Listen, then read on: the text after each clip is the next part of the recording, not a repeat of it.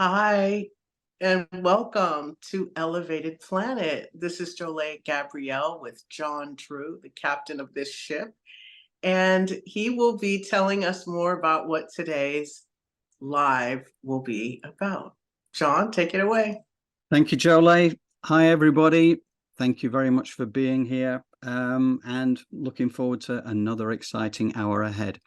So today, again, you know, I mentioned last week, Jolie, I was talking about my trip to Egypt and the likes, where I'd been uncovering some of these mysteries that go beyond the conventional story of the Egyptians and the pyramids and this sort of thing. And I continue to dig a little bit under the surface of that. And I've been reading an awful lot more about, again, this is hidden ancient knowledge, which is going to be coming to mankind at the right time, which the right time is getting close to us right now. So I'm going to be interested to see how that all plays out. I'm just waiting for a book to arrive from Italy that enables me to forward this research a little bit further, because that is an important piece of the jigsaw. It's a very difficult thing to find, not at the cheapest of prices, but this I think holds some vital information in taking this forward. And interestingly enough, today for the video that we've got, this lady, Barbara Jean, she is a psychic, and she had a near-death experience. And what I want to share with you on this one is that she talks about the near-death experience. I'm going to go a first couple of minutes in before we begin it, because you just bear in mind that she was doing some sort of live audience type thing, and she literally died on stage. And this was going back to the 1980s, and it's everything that happened from there. Now, what I like about this, there's a galactic connection to this as well, because, you know, with Faye and all the rest of it we've talked about in recent times, we understand there is a galactic connection, which is well beyond the mainstream understanding of the fact that, you know, whether we believe that we're alone in the universe or not, we still don't realize that this stuff is going on around us all the time. And I'm looking forward to looking at this. And then also, because she's a psychic, towards the end of the video, what she does, she takes a glimpse into the future of 2024 and even a couple of years beyond that sort of time frame. And she comes up with some really interesting stuff, which is very consistent with what I have heard and seen elsewhere as well. So I tend to believe that the outline of what she's coming through with is likely to have some substance to it. But see what you think. But something even more exciting than this is that Barbara will be joining us at a future live event, whether that's next Sunday or beyond, yet to identify that. And I'm going to do an interview with her as well, because she also has a link going back to Egypt. I mean, honestly, she has quite a pedigree. Quite an amazing pedigree that backs her up. And I love her attitude. I love the way she goes through this. You'll see for yourself when you see the video in a moment.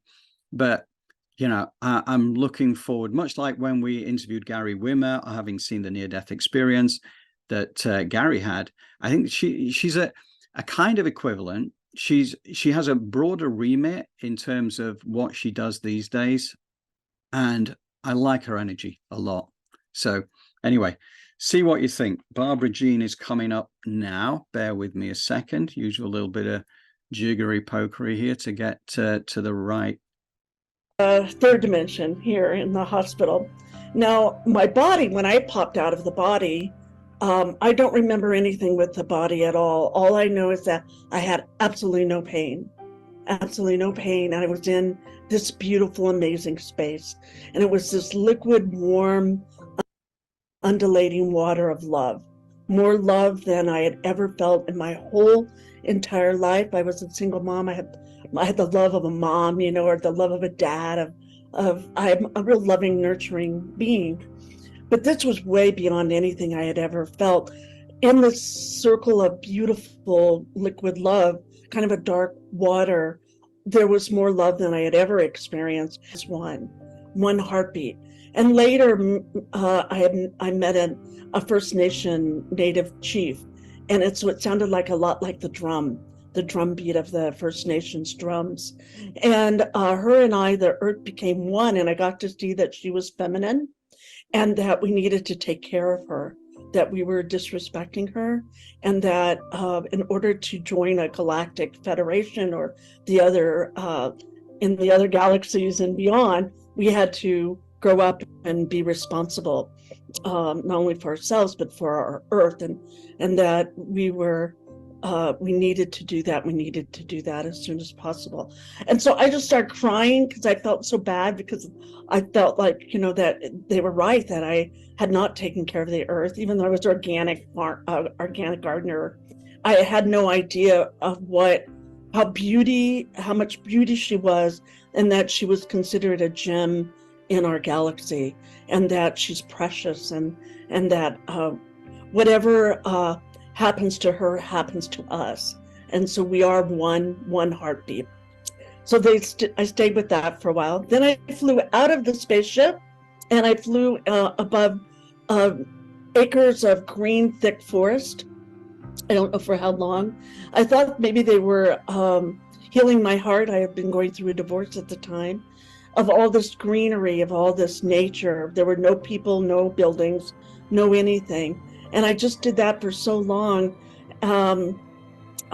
just to, I think, to heal me or have a connection.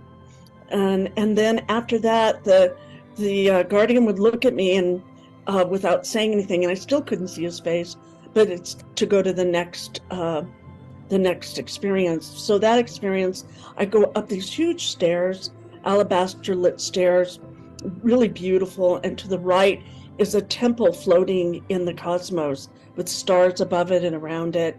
And it was all of Greek columns in a circle. And as I went up there, inside the circle of the Greek columns were a circle of the same beings with the robes, 8 feet tall, square shoulders. Couldn't see their faces, but I could feel their hands. I reached in and held on to their circle, and we became a synergetic field. And in the middle, on a column, was another hologram of the earth. And their job, they told me telepathically, that they were the watchers, and their job was to protect the earth, and that they would never let anything happen to her. And I felt that was very profound for me at the time. And they told me I could come back whenever I wanted, and I didn't want to leave. It was really amazingly wonderful. Vibration was very, very ultra high. And then my guardian says, "Hey, it's time to go." So from that point, I go up, and I'm at a party. It's like a Victorian spaceship. It's really weird. It's very, very tall, has black and white floor, and there's jazz music playing in the back. There's hundreds of people. They're dressed in all sorts of different costumes. And my guardian tells me that I'm to meet some certain people. As I'm standing there, now this whole time, I could never see my body, but they could see me. I still don't understand that till this day. But the being said, "Oh, you have a really nice smile." And I said, "Oh, thank you." Like that, I go, "Oh, so do you." And so then this teddy bear, I only remember some of them. First there was a Jeeves, kind of a waiter, who gave us drinks to drink out of little vial tubes, different colors. And he handed it to me, but I don't remember ever drinking it. And then the first one to come up was kind of a teddy bear looking 4-foot, kind of Ewok looking guy that had a monocle, and he was a professor or a scholar, and he had only studied about humans, but he was very excited to meet a human because he had never met one before. And so so he shook my hands, and then from there I went to the down the hall, and way down a vertical hallway I saw a pink elephant in a tuxedo suit. And we had eye-to-eye contact, and this is when usually people say, "Hey, can I have some of what you're having?" Or, and it's not like that at all. I was fully present in the moment. And I wanted to stay there too. And so they told me that they were there to help keep peace among all the planets, that they were dignitaries that represented each of their planets, and that they did diplomatic work there together to keep everything copacetic, basically. So I was really thrilled and honored to be a part of that. And so then from that moment, the guardian says, time to go. And so I spiral up, and the next experience is with a whole bunch of women that are in these different colored dresses. One's orange, turquoise, lapis blue, beautiful silk dresses and beautiful colored enamel jewelry, and their hair is long and flowing, and they only talk to me in tone. And so like sirens, like mermaid sirens. And so they're talking to me, and they tell me that I have to find my tone or I can't leave. And I go, well, but my tone's really low, and theirs was high operatic. It was so beautiful, and mine was terrible. And so finally I got out of my shyness and practiced, and they thought it was really funny, and they laughed. And then I found my tone. It's a very deep guttural tone. And so then my guardian comes and he says, it's time to go. And I said, no, I don't want to go. And he goes, no, it's time to go. And I go, no, I don't think I'm going. And he says, but you have 3 children. And I said, oh my gosh, I have to. Right. Right. So I like that, Jolie. It's I've got a bunch of things I want to just like run through with that. But I'm excited to think that Barbara Jean is going to be with us to talk some of this stuff through. What impressions do you have of that?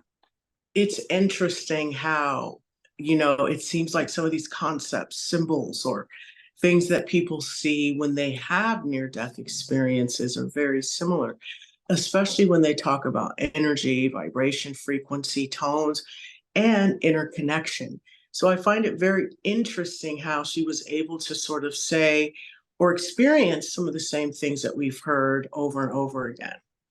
Yes. No, I agree 100%. And the thing is that one of the things that's very consistent is the love thing, right? They want to stay forever. They always want to stay forever. Of course, then she realized she had 3 children, and she said, oh my God, I've got to get back. So yes, go back for the kids. Yep, and that's love. Right, absolutely. And that was the tie back to the physical plane. But nevertheless, it is consistent every time they feel this unconditional love, which you can't even express in our limited language, right? That's what you always get as well. They'll always say there are no words to describe the beauty. There are no words to describe the feeling. And that is just a beautiful thing. So wanted to stay forever. She felt the mind expansion. Also this idea of having no body. She can't see. She was just effectively, she could see, but she wasn't visible even to herself. And that is something, again, like when you go to mediumships and things like that, and Jolie, this is your world, but the first time I went to see Susan Graw, and the orbs came in. Which you could see visible on the security camera, but you couldn't see with the naked eye. But they're just like little balls of energy. But within this is the consciousness of the person who has passed over to the other side, but is still totally alive, totally conscious. Consciousness does not need a physical body in order to survive. Quite. In fact, we spend, as I see it, we spend most of our immortal existence without a physical body. But you can have a light body, which is a higher frequency. So, a higher dimensional energy. So again, consistent. The spaceship thing I love, because obviously we've covered a lot of this over the last couple of years, even, with everybody from Sheila Seppi to Faye, Aveen, even as a healer over at Ireland, who communes with her team, who are effectively 3 galactics who help her to do this incredible healing that she does, which is the quantum light pod healing. And again, it's always with the help of the alien connection. And even within our own community of healers as well, we've got Kerry, who is again a starseed. You've got her mom, Anne, who has a connection to to the galactics, but also to a Native American spirit guide. And that was also the telepathic communication is another thing that is also talked about. You know, once you're outside the physical, it's always telepathic. And that is communication as well. Then we're talking about Gaia, Mother Earth, and the heartbeat synchronizing as one, which makes total sense because, you know, the Schumann resonance is known as the heartbeat of the planet, which was at the same rate from whenever we first discovered it many decades ago, always remained consistent, was used to time things because it was absolutely consistent. It is sped up. But the fact is that we as human beings, as organic beings that come from the planet, our frequency speeds up or slows down with the planet, which is why when we're talking about fifth dimensional energies, time does fly a bit more these days because that Schumann resonance goes up. We are as one with Gaia, Mother Earth, and all this thing about you know, the disrespect of the planet, taking care of the planet. Absolutely, I think we all pretty much know that. The fact that she also saw the Native Americans and felt the shamanic drumming kind of beat, that's what the heartbeat felt like. Again, you know, I think that is something when you go through those meditative states where you have shamanic drumming, that is something that, again, it draws you in. I presume you'll have experienced that yourself, Jolie, in terms of when you've been practicing different forms of meditation. Absolutely, especially when you catch hold of that breath and you focus in on connecting your bodily functions as well as your systems with what your breath and your heart are doing. It's very important. And it's just interesting how when you are taken somewhere else, it piques that pituitary, pineal, whatever it is, and it increases this intuitive connection. And also is very consistent in what people who have had near-death experiences talk about is their clairvoyance and ability to connect with the other side, you know? Yeah. And certainly that was what triggered Susan Graw's journey all those years ago when she had a near-death experience when she was little, you know, a bit older than an infant, but still very, very young. And from that point onwards, it really came on stream big time.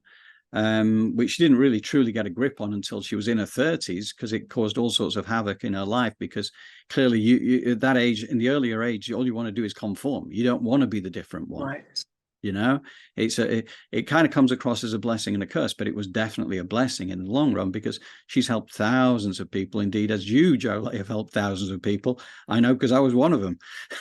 Yeah, it's really a privilege and an honor, but when you do not honor it, sometimes the creator comes knocking, and often that shows up as dis-ease and illness, and you fight your way back to belonging or normalcy, and on the way there, you find that you have this ability. But we really want to focus in on those who have life. You know, we have all these people with these near-death experiences, you know, and we also have people who have passed on, and we've been working with that lately.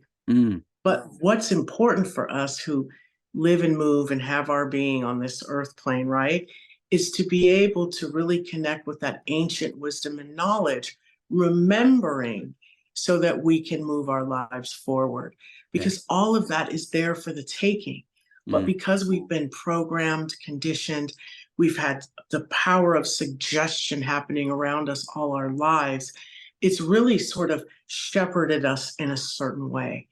And to break away from the pack, but to still be safe, requires a little bit of connection and support to those, I guess, maroon communities, Right. which would be those that reach for other ways of solving problems, such as creative visualization and meditation.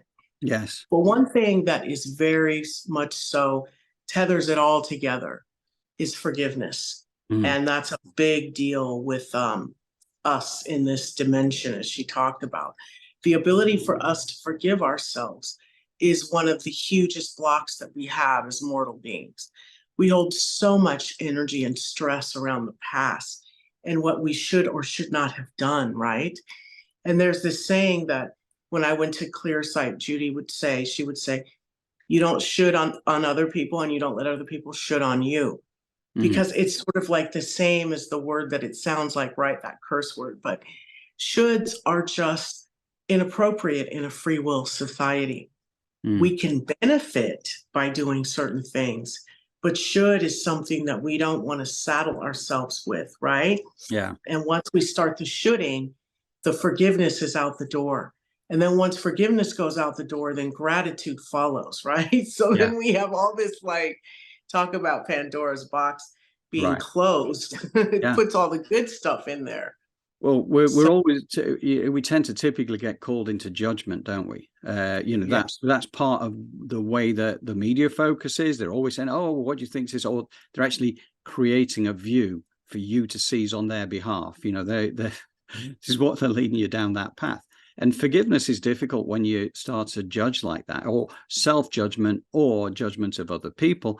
And that's the thing to avoid, as I see it, because one of the things that I understand that is going on the planet right now is that there's a lot of darkness and there's a lot of light.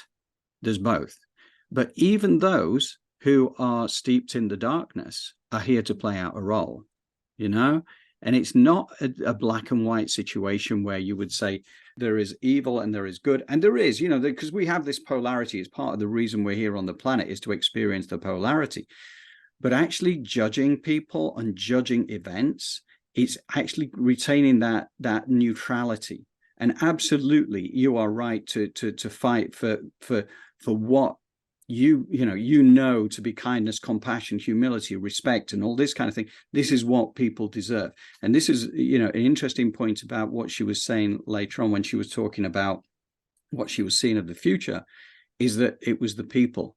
It was not the governments that were changing things. It was we, the people. It was the nos populi thing, as we call it, getting together and saying, no, we've had enough. War energy has had its day. Enough damage, enough destruction. And it's time now for a new order. And that, to me, was very consistent with what we've heard elsewhere as well. But I think she put it across very well. Now, I just wanted to pause for a second here, because Janet has come through with a few really good comments here. And she said, love that lady. She's beautiful. We are waking and becoming aware. This is amazing. And then she also said, it's sad that music has been returned from the good frequency back in the 1940s to a frequency that has no benefits or healing. So music vibration at the right tone spreads health and well-being. Or retuned, she says, it spreads health and well-being. And again, I know Janet's got a lot of wisdom when it comes to these things, but, what do you think to that? Absolutely. Tone, frequency, vibration. It is very important. I know that people have seen that video where this gentleman puts sand or water on top of the drum or the speaker, and then based on the sound, it makes these different shapes. And so it's all very important. I do believe music has the ability to heal, or it can make sick. So I know that D is a vibration or a tone that feeds the darkness, and there's A's and B's and higher frequencies that are more healing. So there is that out there. I think it's important. But once again, this is something that we must begin to remember. But in order to do that, we first have to move some of these hangups and things that we have been taught that keep us very dense out of the way, so that we can do the work that requires us to visualize, create, and imagine, right? Mm-hmm. A better world, or to just remember what we have been taught. Yes. And something else came to me as well from Janet's comment, and also from the video we just looked at, which just to explain to the audience that Jolie and I, we do regular meditations where she takes us into what we call a CE5 meditation, which is what is classified as close encounters of the fifth kind, where you invite connection to galactic beings. And it's amazing what comes through. But the one that we did last Wednesday brought us to tones, right? It brought us to sound frequency when we were doing work, right? Mm-hmm. And there were a couple of things there that took me to that in terms of the energy type of things. And the C5s we've done in the past before have brought us to the tree planting. Absolutely. That was something, again, that, when talking about the forest scenes and everything in that video, it brings me back to that, because I do think that is part of our future as well, to help with the World Land Trust or the World Wildlife Fund and all the work they're doing there. to help to build that frequency. But that stuff has come through for the last 2 years in the CE5s. And one of the things I think will be a very interesting exercise, and Jolie, you talked about this one on Wednesday, is like for us to open up the CE5s to a broader audience, correct? Yes, that is correct. So it's a little bit out there from a mainstream perspective, but obviously all people are welcome when we come to do that. And trust me, it is fascinating, because when Jolie makes connections, it's amazing what comes through. I mean, some of the stuff, it's a bit like when we're talking about, she was talking about the Ewok with the monocle, the professor, right? And then seeing the pink elephant in the tuxedo. Mhm. Now, okay, at that point, people would just switch off and say, well, hang on a second, this is just ludicrous. But the reality is that I know that when you go, I mean, the white rabbit, for instance, is a regular, and various other forms of energy that turn up. And it's a different way that you can see energy, correct? Correct. And the Victorian energy that she spoke about, I did see that as well. So it's like this interesting energies that come through once you begin to forgive and remember, so it's really about sort of like, people think that you have to be this crazy, psychotic sort of person, but it's just about dropping your guard and being like, okay, what do you have for me? Talk to my higher self. There's techniques, there's steps, there's ways to do this to keep your body, your cells safe. You don't ever let anybody come into your energy and drive your car. You tell them, hey, you keep outside, and you could tell the messages to my higher self. My higher self will tell me. So there's certain ways to do these things that keep you in the power position and in control, but yet instill these messages, from the ancients or from divine. And how do you filter out and know the difference between what is positive for you, a benevolent versus a malevolent energy? You work on your vibration and your frequency. We talked about war, right? How can you help? You help by stop warring within you. Stop warring in your environment and with other people around you. I know that sounds simple, but in order for you to attract the energy to be able to be charitable, you know what I mean? Mm-hmm. There's some frequency and vibrations that have to align within you. And it begins within you, it's so simple, but it ain't easy at times. So that's why we're here, is to just keep us in reminder, and to also teach us exercises, techniques, and ways in which to drop down in the present moment and do some work to bring in some positive energy. Yeah. And that's it, because it's just accessing that inner wisdom, isn't it? Because we're always taught to go outside of ourselves for wisdom, whereas in reality, everything we ever need to know actually is within ourselves, within our higher self, within our connection to teams of guides, angels, whoever, right? And again, I know this doesn't sound very mainstream, but we have access to everything that we ever need in reality. And what's so interesting is that the spirit leads and guides us to the books, the videos, the media, the whatever it is that we need to sort of like ring that bell and open up that wisdom and that knowledge. And it's as if, sometimes you just start unpacking things because you read a book about oils or sacred geometry, or you saw this BBC documentary about wolves, and all of a sudden you're like, whoa, and it's just that simple. But what we do is we wind up going, oh no, I'm crazy. And then all of a sudden, all this ancient wisdom and knowledge is once again buried. Yeah. So it's just about us really allowing people the permission to hold on to these gems. Yes.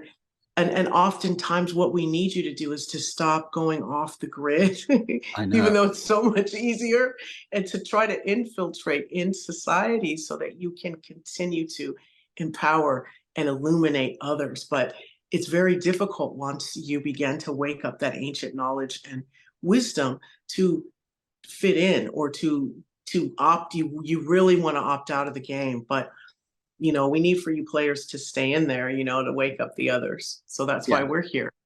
Yeah, exactly. And to your point as well, that's kind of what I found as well, again, with this Egypt stuff. I was led to certain books, and I know I was led to them. And what's happened subsequent to that is that I've got other pieces of research and books and things like that that just keep appearing to me now, and everything, oh, that looks vaguely. All of a sudden it comes to you, and it's something a little bit out of left field, but it's kind of like what it's doing then is independently reinforcing to you what the first book said, but it's coming from a completely different part of the country, a different author, a different researcher, and you think, okay, right, this is just helping me to realize that this is real, this is getting a little bit deeper, this is what it's all about. So yeah, and I think that is just having that connection really, and being open to it and following intuition, and it guides you to where you need to get to really. So yeah. Absolutely. Yes. You know, it's so important, but we constantly are poo-pooing on the spirit when it talks to us. And we believe that God is only talking to Neil Donald Walsh and our pastor, when Yes. every single day God is talking to each and every one of us and working through us. Yes. So are we ready to meditate? I think we are. I think that's it. We're going into ancient wisdom, I believe, is the core of it today. Yes. Before we begin, I always like to kind of let you know exactly what we'll be doing in the meditation. And for this one, we're first going to be stepping into the energy of forgiveness. And from there, we're going to begin to connect with ancient knowledge and wisdom that's being held in Mother Earth, as well as in the ether. We call on masters. The masters dwell on the 5th plane. There's an unlimited amount, but there's 9 to 12 that we work with that correspond with the laws of the universe. So today we'll be touching on, first and foremost, forgiveness. So as always, I'd like for you to please just begin to get comfortable where you're sitting or laying. Begin to breathe with the rhythm of your body. Close your eyes. Put your palms face up on your thighs or right next to you, but in a receiving posture. For those of you laying down, please keep your feet flat on the bed or whatever you're laying on for the first part of the meditation. As you bring your awareness to the center of your chest, your heart, or the heart chakra known as the Anahata. And from here, we're going to create a grounding cord, which is 6 inches in diameter and connected to our heart chakra. Normally, we would connect it with our root, but we want to bring more love, joy, gratitude, compassion, and forgiveness into our world. Therefore, let's connect from the heart as we see this beautiful flaming essence, 6 inches in diameter, this portal, move down through our bodies, move down through the chair, or whatever we're laying or sitting on, down through the floor. As it moves through the crust of Mother Earth, it begins to pick up speed, and you're moving past the shale and the stalagmites and the stalagmites and the caves and the bones that have been buried. And as you move through Mother Earth, through the ocean and the Marianas Trench, you move down through the Asthenosphere, traveling at the speed of love. Before you know it, you are rooted and grounded into the core of Mother Earth. This beautiful golden flame that is your grounding cord is transmuting any negativity, any wisdom and knowledge in Mother Earth, any pacts, contracts, agreements to go to war, to be hateful, to bludgeon, to hurt, to affect negatively. All of these flames are transmuting all of those pacts and contracts made by our ancestors that no longer serve us, because we have the power and the energy to do so. This flame of forgiveness moves from the center of our heart and our bodies all the way into the center and the core of Mother Earth. This flame of transmutation, transmuting negative energy into positive energy. As we pull our aura in 1.5 feet around us, and we also turn this into a beautiful golden flame, Our higher self is above us, and our astral body is snapped in with this beautiful golden, rose golden flame of divine life force energy that comes to us from Mother Earth, as well as from the ether and the environment around us. As you take a deep breath in, you bring your awareness to the center of your chest, and you open your heart. And inside of your heart, you're receiving love from the divine. All around you is nothing but forgiveness. It's just forgiveness is just coming in from the crown, that beautiful golden essence. Open your crown like you would the lens of a camera and call in that energy from the ether, the divine life force energy. Let it cascade down your crown and fill you up so that it stokes those flames of love, unconditional love and forgiveness. That forgiveness that's coming into your heart from that environment around you. Last week, we worked on speaking with the dead and transmuting that energy and embodying it. But maybe some of you were like, it's so hard for me to forgive. And maybe those that passed on have not forgiven me.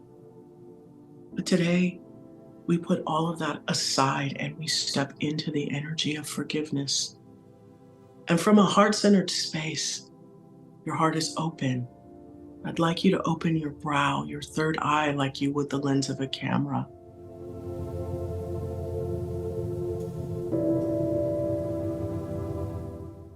And if there's someone who you have failed to forgive, see them in front of you and tell them, I love you. I forgive you. Please forgive me. I'm sorry. Thank you. And just say this to this person. I love you. I forgive you. Please forgive me. I'm sorry. Thank you. And see this person and say this to them. And that person may be you. Maybe it's your mother. But you see this person and you say that to them until they dissolve. So in this meditation, and as you are breathing with the rhythm of your body, knowing that you are grounded and rooted into Mother Earth, transmuting any of those vows, contracts, agreements from your ancestors that no longer serve you, genetically, ancestrally, or in your DNA. Your aura layer is 1.5 feet around you. Your higher self is above you. As you ho'oponopono those that you love and are ready to forgive, any energies that no longer serve you, any memories in the past that plague you, you're going to love them and let them go. I love you. I forgive you. Please forgive me. I'm sorry. Thank you. Keep saying this over and over again until that energy dissolves.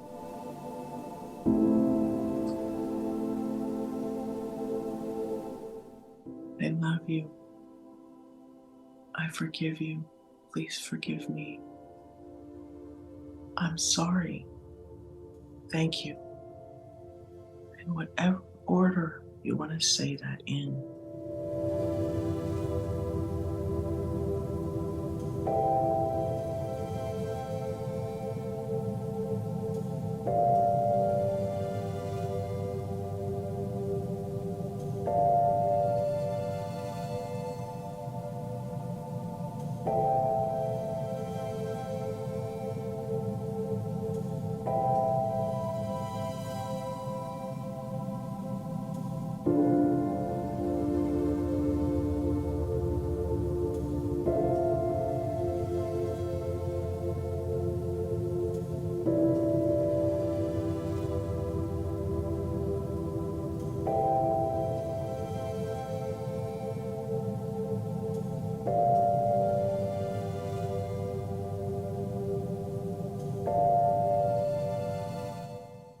Okay, now we're going to wrap this up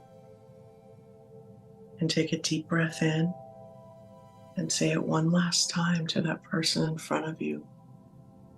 And if they have not dissolved, just know that you can say this and do this meditation. And the best time to do it would be right before bed, so that your astral body can let go and forgive and lighten up.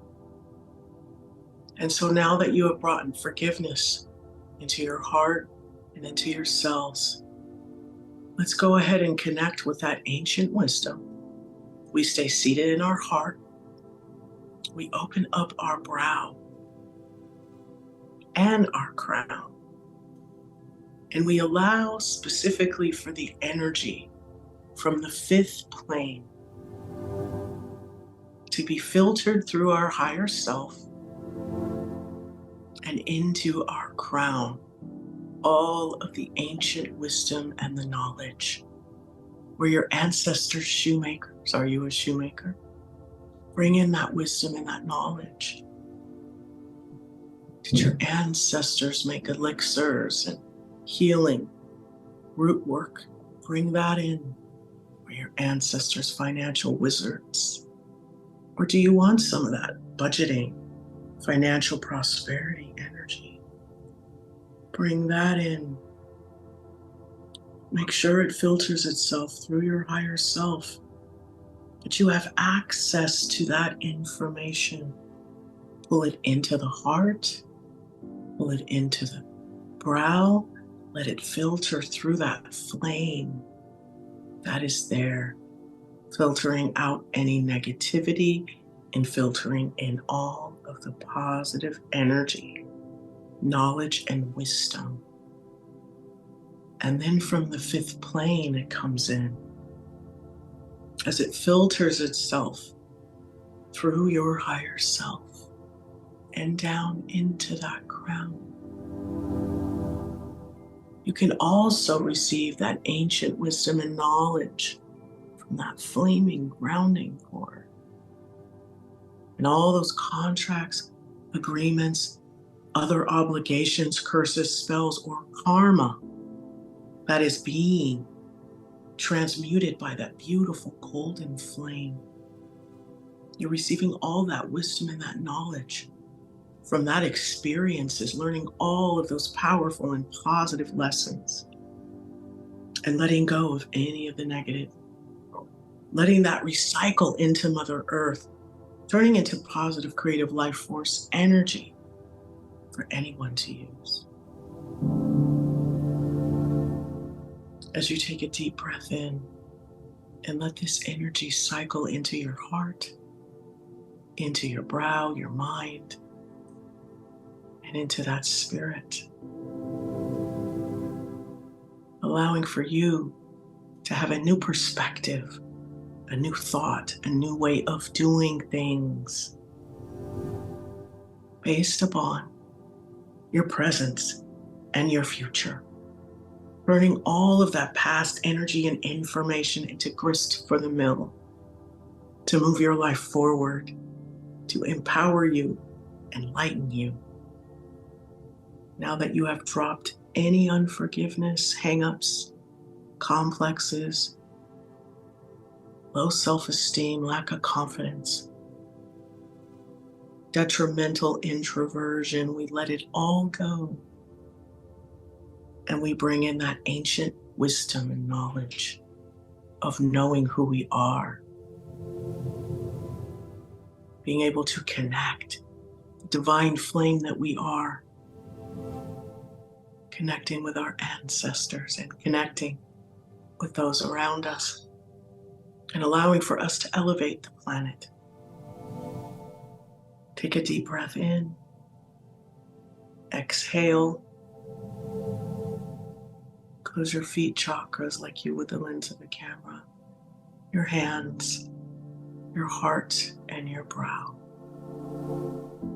Take a deep breath in, and as you exhale, close the crown, your crown chakra, and take a deep breath in, and Feel yourself be that divine flame connected to Mother Earth from the heart. Beautiful, unconditional love and forgiveness. It's that portal of connection to Mother Earth. That aura layer connects you with your environment with love and forgiveness. And that higher self connects you to those messages from Divine Spirit. As we give grace and thanks to those masters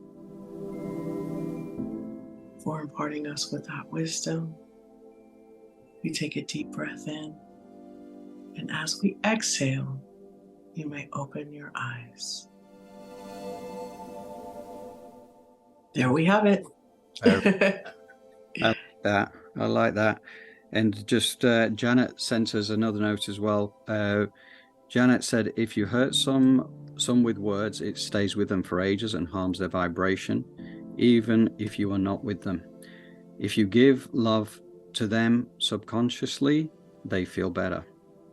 So, you know, I just think that it is that simple. And, you know, we turn it into something so complicated, but to close your eyes, everyone's seen the emojis on Facebook and Instagram when people go live. Just imagine sending that to that person. It can be coming from your heart into their heart, you know, and it's energy, it's vibration, it's frequency. It is alive and it works. Mm-hmm. Yes. Yeah, I love that. I love that. And it's, again, a bit of Janet wisdom there always helps. You know, she knows what she's talking about. And yeah, I was connecting there to my granddad. Talk about, whether you're a cobbler or whatever.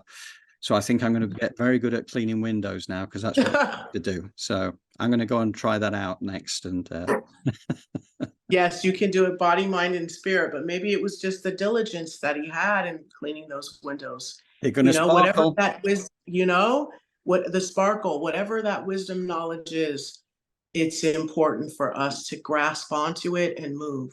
Yes. Yeah.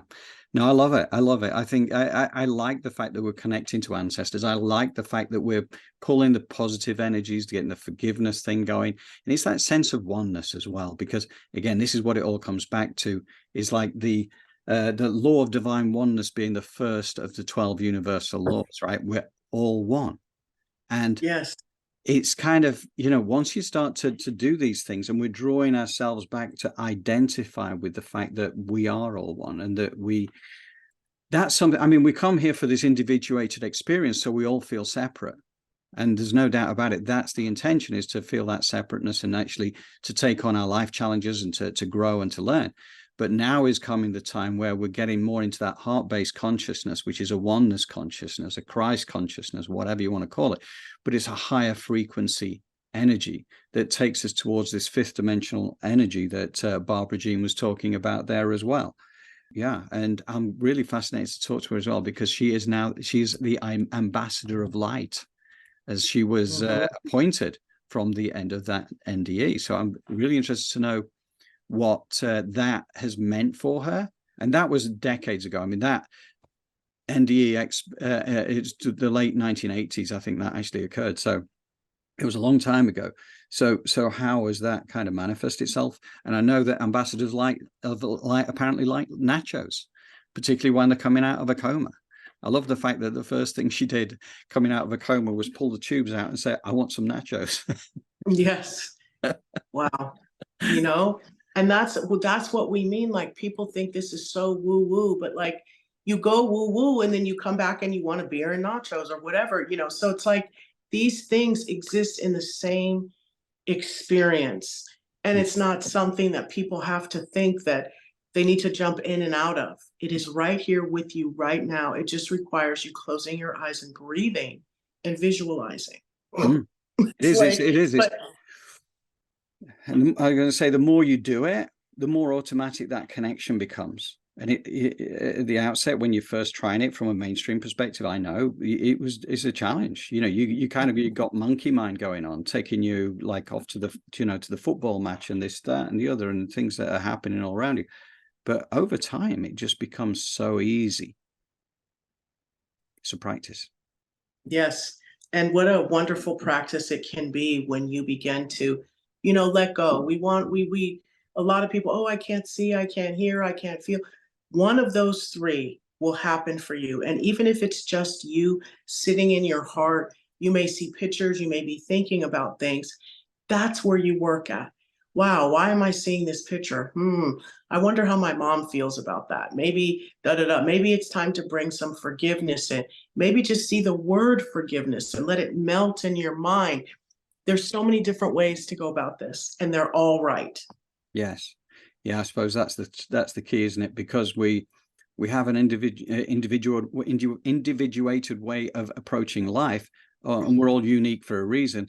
So exploration means you find out what it is that actually gravitates to you for something that will work for you. And whatever it is, it's right. Right. Bless you. Thank you. I have a little bit of a cold. I got in there before the event there. Yeah. Thank you. Okay, well, that's fantastic. Anyway, I truly appreciate that, as always, Jolay, and thank you. And thank you to the audience, and thank you as well for Janet's input into this as well. I always feel like she's a big part of our events. So, yes, absolutely. Yeah, thank you. And we will be back with more sometime very soon, in a week's time at the very least, and the weekly will go out tomorrow. Don't hesitate to reach out to us. You know where we are. You can get me at johndrew@elevatedplanet.life anytime, or on through the website elevatedplanet.life also. So thank you, everybody. Thank you, Jolay. Yes, thank you.